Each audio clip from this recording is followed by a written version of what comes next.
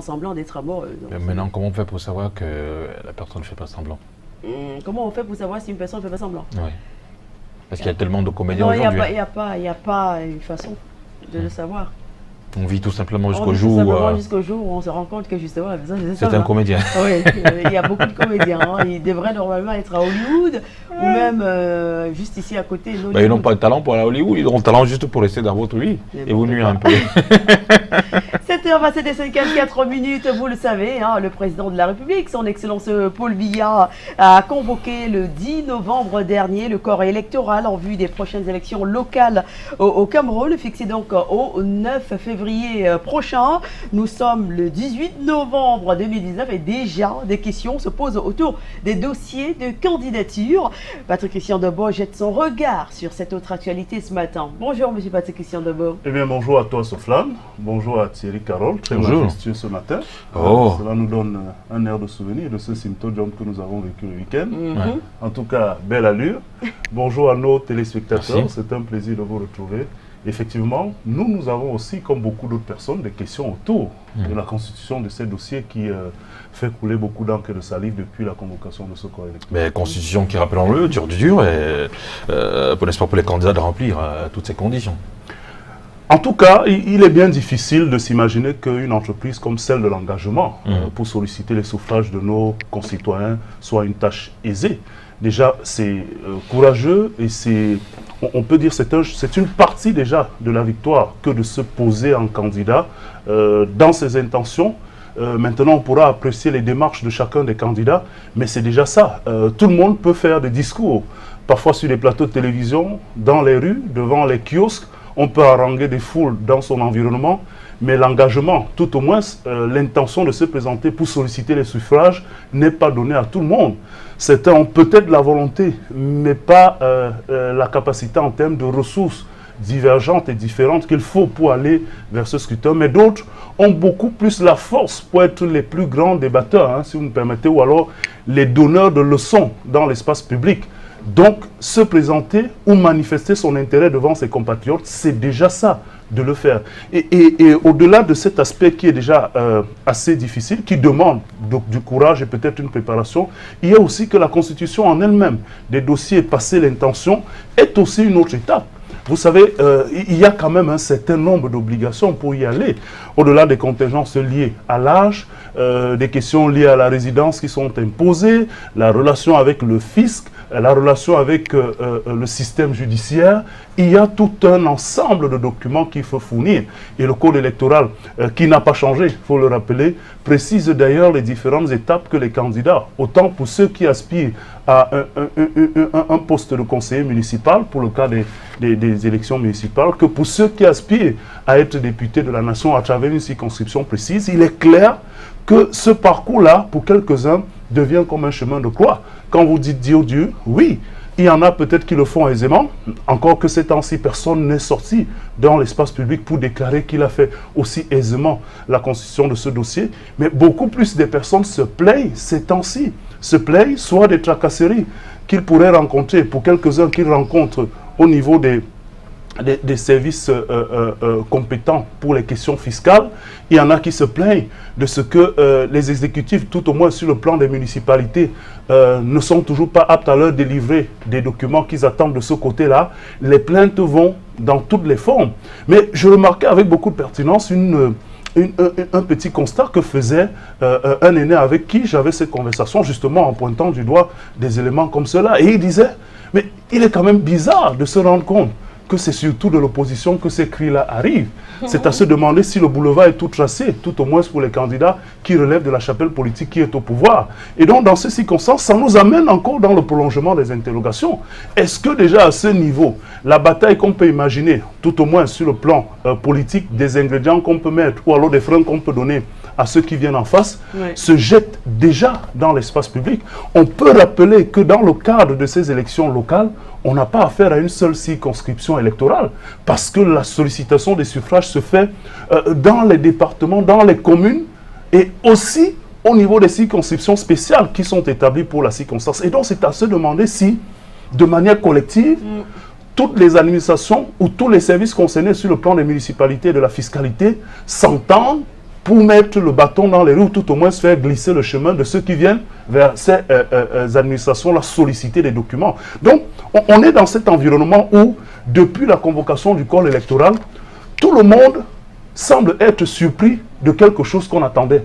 Et donc, à la fin, on se demande qui fait quoi dans ce jeu qui semble être décrit aujourd'hui comme un jeu qui mettrait les bâtons dans les roues à quelques-uns, entre ceux qui se plaignent de manière sincère d'avoir des difficultés dans ce cheminement-là, et ceux qui arrivent, comme on le sait toujours, dans le jeu et le champ politique, pour se masquer derrière certaines failles dénoncées par d'autres et finalement masquer aussi les incapacités qui sont les leurs.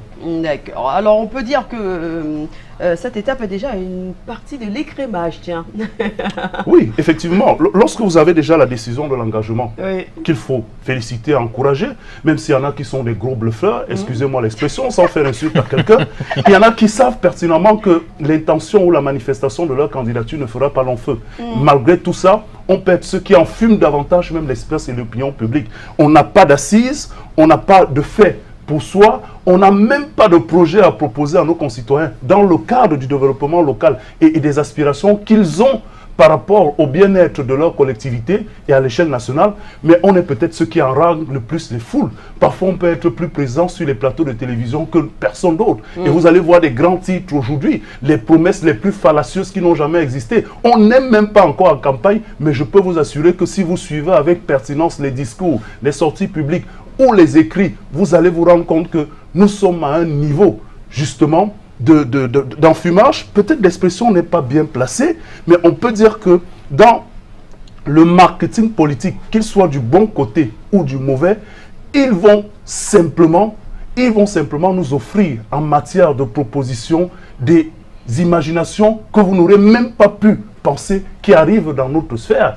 Et les gens vont justement se mettre dans cette arène, chacun avec sa stratégie. Certains vont aller en Indonésie pour voir comment on fait la campagne là-bas et venir nous servir ça ici, même si ça n'a rien à voir avec les aspirations et les réalités de chez nous. D'autres vont faire le show à l'américaine. Encore que dans ces moments-là, on se demande bien comment est-ce que ces expériences venues d'ailleurs, même si elles peuvent nous apporter des plus, comment est-ce qu'elles vont impacter finalement les attentes des circonscriptions que nos compatriotes exercent. Et puis, il y a autre chose qui nous met quand même mal à l'aise. On a justement l'impression, lorsqu'on regarde tout ce mouvement, parfois c'est plaindre, que ça n'est pas une particularité de ceux qui sont ou qui ont des intentions d'être candidats aujourd'hui, que nous avons une facilité, et peut-être même cela est dans nos gènes, à nourrir la poule le jour du marché. Et c'est ce qui arrive dans certaines plaintes que vous constatez. C'est-à-dire, on sait très bien que le code électoral n'a pas changé, sauf si on me l'apporte en termes de preuve le contraire, que le code électoral qui a élu les derniers conseillers, les derniers députés restent le même. Donc sur le plan des pièces et de la composition de ces dossiers, tout le monde est avisé. C'est vrai encore que dans la loi des finances, je pense depuis 2015, il y a eu un changement qui a d'ailleurs même regroupé un certain nombre de pièces fiscales qu'on vous demandait. Parce que l'attestation de non-redevance maintenant cumule un certain nombre de ces éléments-là. Et donc, comment pouvez-vous envisager aller être le dirigeant d'une collectivité locale, d'une commune, si vous n'êtes même pas en règle de manière régulière avec le fisc? C'est des choses qui ne devaient pas se faire dans votre intention d'être patron ou le premier magistrat d'une collectivité, qui devraient se faire de manière régulière. On vous donne une attestation de non-redevance qui peut être valable 6 mois.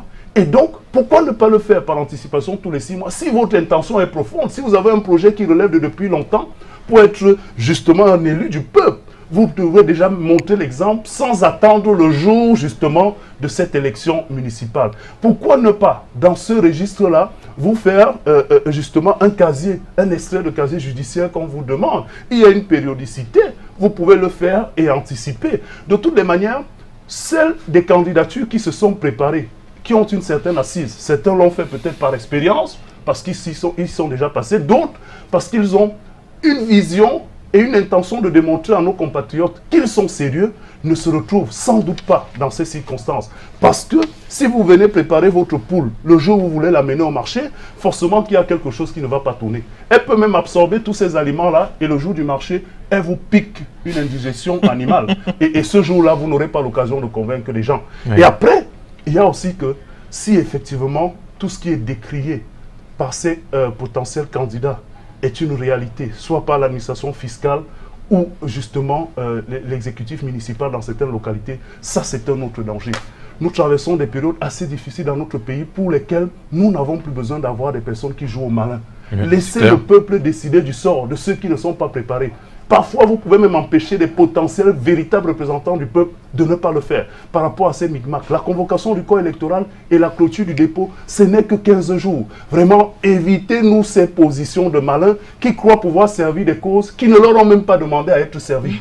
Et donc, dans ces circonstances, autant on peut tirer sur ceux qui ne sont pas préparés, autant on peut tirer sur ceux qui font le petit malin du haut de leur pouvoir administratif ou de leur fonction pour ne pas faciliter la tâche à ceux qui sont dans le temps. Voilà. D'accord, merci beaucoup, M. Patrick-Christian Debo, pour cet autre numéro de regard sur l'actu. Vous avez fini en élevant un tout petit peu le ton, et on sent le passionné derrière. Hein. Oui, peut-être passionné parce que, écoutez, je vais vous dire, Soflan, moi j'ai fait un déplacement en fin de semaine dernière dans les régions du sud-ouest pour voir certains camps de réfugiés, de déplacés.